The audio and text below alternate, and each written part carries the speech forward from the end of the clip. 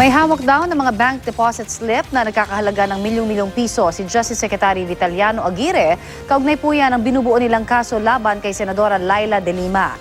Di pa raw niya ito inilalabas at hindi muna siya magdedetalye sa mga ito hanggat hindi pa nabe-verify. Bukod pa raw ang impormasyong ito sa mga laman ng affidavit na isinumiti naman sa NBI ng dalawang DOJ appointees umano ni De Lima na sina Jonathan Caranto at Bogs Obuyes.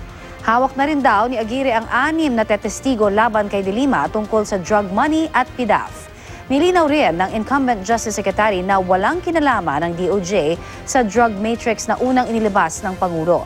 Kaugnay naman ng mga unang napapadyaryong dokumento tungkol sa mga leaked accounts na iniuugnay kay De Lima, sinabi ni Aguirre na hindi niya ito otorisado at prematurely leaked ang mga ito.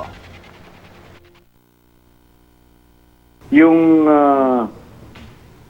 na padyaryo na mga kung anumang dokumento was not authorized by me. It was leaked prematurely. Meron akong mga hawak na ilang dokumento pa, meron akong hawak na mga